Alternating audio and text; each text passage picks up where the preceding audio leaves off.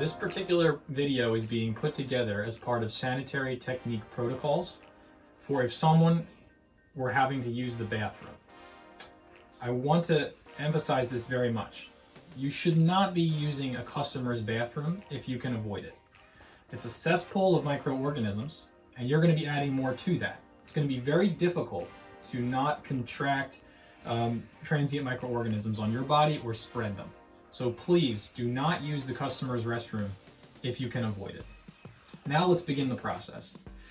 If you were to use the customer's restroom, you're going to be setting it up exactly like you'd be setting up sanitary technique protocols for doing work. First thing you're going to do is create a sanitized area. I'm going to have my disposable cloths.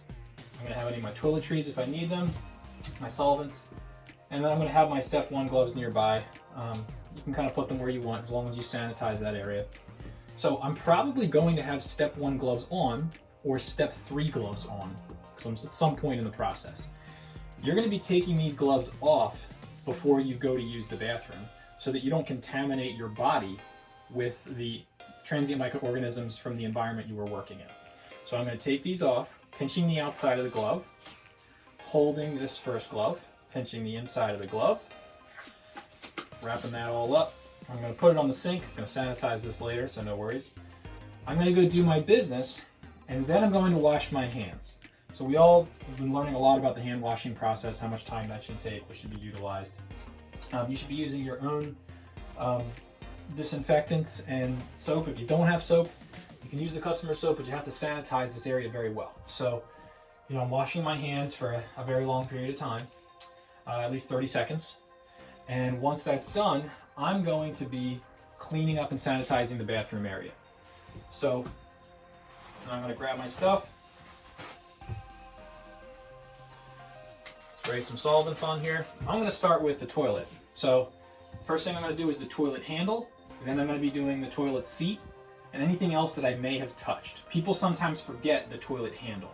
So toilet handle, toilet seat, anything else you may have touched around the toilet. Using force and disinfectant solution to wipe it down and also have the exposure time with the disinfectant solution. Then I'm going to be coming to the sink. I'm going to pretty much cover as much of the sink as I possibly can. I may avoid specifically spraying the sink because I may be getting disinfectant all over the place, and sometimes it has corrosive molecules in it that can break things down. So I'm going to be wiping it. I'm going to wipe down the whole sink, very seriously. It's going to take some time. You're going to use a lot of force in this process. Let's say I use this soap. It's going to be a pain. It's going to take me a while to do it. That's why I encourage bringing your own soap. So let's say I really wipe this thing down. And the whole time, I'm not touching anything with my hands. I'm only touching things with this soaked disinfectant cloth. Okay, so be aware of that. See what a pain it is to try to clean something with force when you can't touch it with your hands? And by the way, we thought about this a tremendous amount, and we decided to do this without putting on additional gloves. Okay, so wipe everything down. Once everything's wiped down, now you're going to be putting your step 3 gloves back on. Okay, once your gloves are on, you can then take all of your sanitary supplies and leave here. Remember to disinfect all of the door handles as you're leaving. And that's it for this particular video.